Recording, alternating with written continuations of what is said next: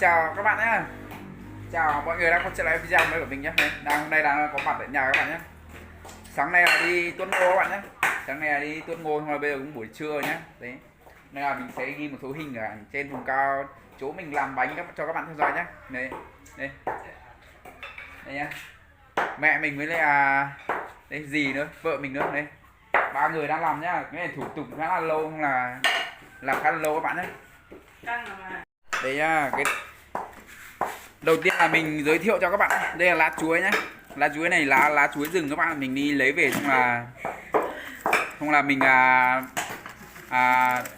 xem như nào nhỉ, mình ngân qua nước đúng rồi, nước nóng với nước suối các bạn, xong là mình mang phơi khô nhá. Đấy, phơi nắng khô nhá, phơi khô xong là sẽ tiến hành là lau cho nó sạch sẽ. Đây vật liệu này nhá, đây là cái bột gạo nếp đây các bạn, nghiền ra xong là chỗ mà đem cho các bạn thấy này là chuối các bạn nhá. Chuối mà chuối tây ấy, kiểu mình thái mỏng ra, mình cũng kiểu sấy khô đi ấy. Cho là sẽ khó không mà sấy khô xong là giá xong là trộn với nhau các bạn nhá. Xong là đây hai người đang giá này, giá cho nó trộn vào nhau hết, xong là sẽ làm thành bánh các bạn nhá. Đấy, này giá khá là lâu để cho nó mòn các bạn. Đấy, phải giá thân lực một lúc, cháu phải 1-2 tiếng thì mới xong cái chậu này nhá.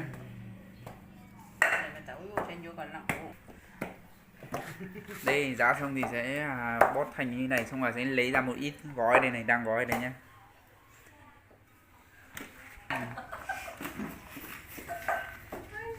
Ô, được hàng đống như kiểu, nhìn như kiểu đống đất đấy các bạn ấy. Nên đem kiểu đống đất này, do quả chuối nó màu đen ấy, thành ra nó như này nhá. Còn bột gạo là rất là trắng nhá.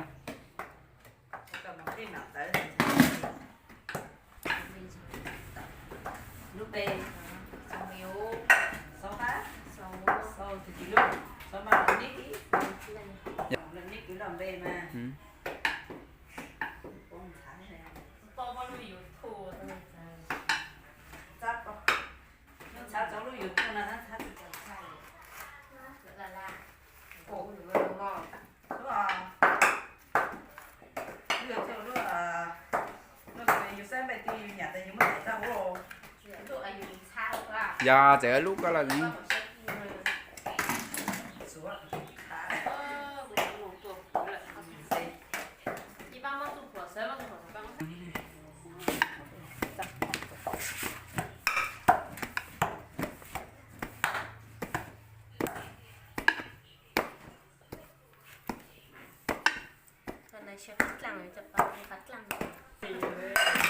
Đây nha các bạn nhá, gói ra từng cái như này xong là sẽ mang đi hớt các bạn nhá.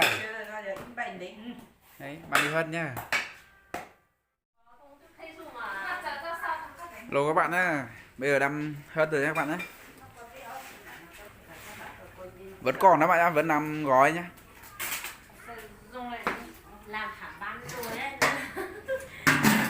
Ba nồi.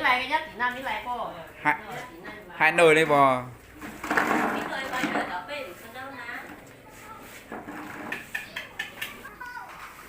Đây cái nồi hớt rất là to luôn các bạn nhá. Mình cho các bạn xem bên trong nhá. Một nồi to thế này mà các bạn, là vẫn còn chắc phải 2 nồi nhá.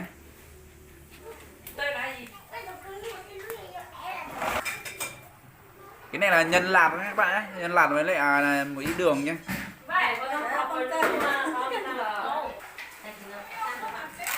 Pê trồng là ôi giời. Con này 3 loại các bạn nhé, 3 loại bánh. Một nhân lạt với lại đây, lạt đây. Nhân lạt với lại đường. Một là chuối, lúc đầu mình ghi cho các bạn xem về đấy. Còn đây món này, con đây các bạn ơi. Đây này để nhân bi nha các bạn ơi. Món 3 là nhân bi chuối nhá. Bây giờ bi chuối là tí mà kỳ xuống này. Bi chuối này cả thịt nữa nha các bạn. Cái này là xào qua là rất là tỉ mỉ rồi nhá. Đấy, xong là sẽ nhân với lại cái bột bánh nha các bạn nhá, thì sẽ thành bánh nhá. Đây cả thịt với lại bi nhé các bạn nhé, băm nhỏ ra.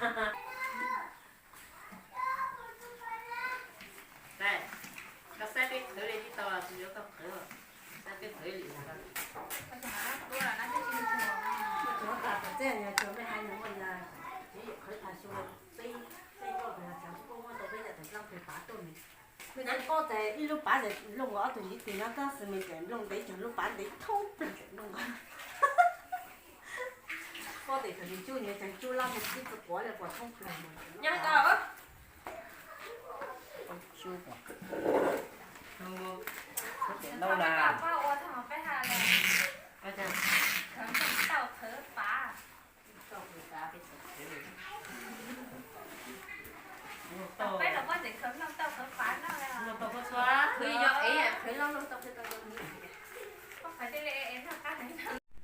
Ôi các bạn ơi, đây các bạn nhé.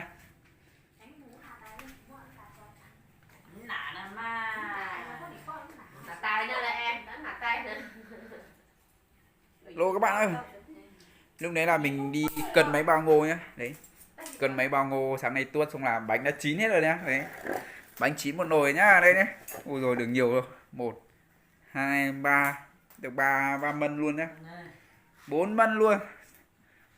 Đây nha bánh này nha, mình đây nha bánh này các bạn nhé. Đây đấy, từng cái như này nhá, ăn chắc là ngọt lắm. Thì bây giờ mình sẽ ăn thử nha các bạn nhá.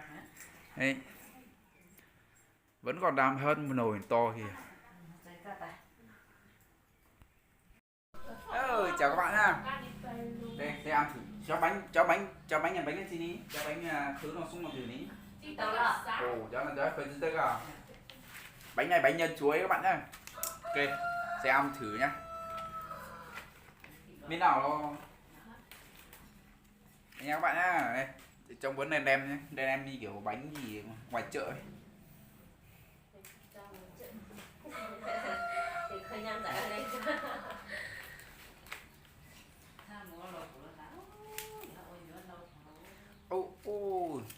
Bây giờ nó vẫn còn nóng không là vẫn dính lá các bạn ạ. Mời cả nhà nhá, ăn thử xem độ ngọt như nào nhé.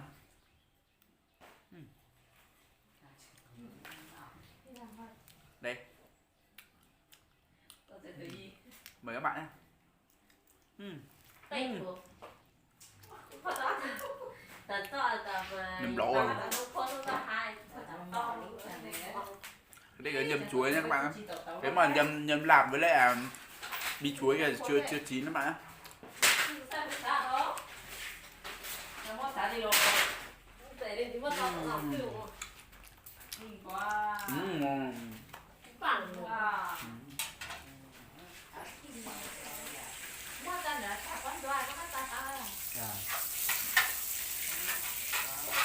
Wow.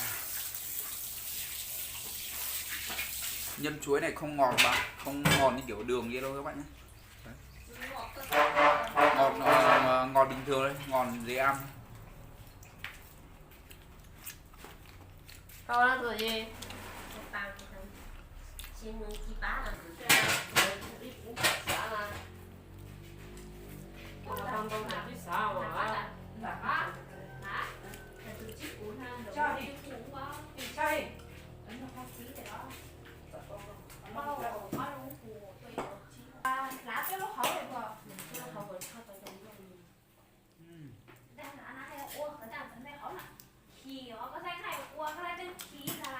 Ăn xong rồi các bạn ơi.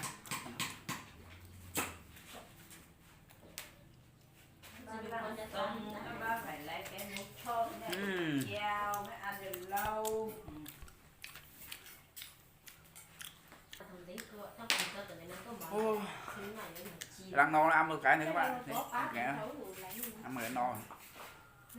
Đấy các bạn sẽ lấy, mình làm nhiều các bạn, làm nhiều xong là mình sẽ lấy cái que mình gót cái que nhọn này, xong mình xiên qua các bạn nhé, hai cái làm một cái làm một đôi nhé các bạn nhé, xong mình sẽ treo để nó khô các bạn ấy.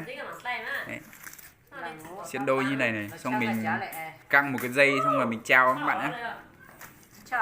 thì ăn một tuần gì đấy các bạn đấy. Lúc nó cứng thì mình sẽ nướng lên các bạn nhé, nướng lên để cho nó mềm đấy.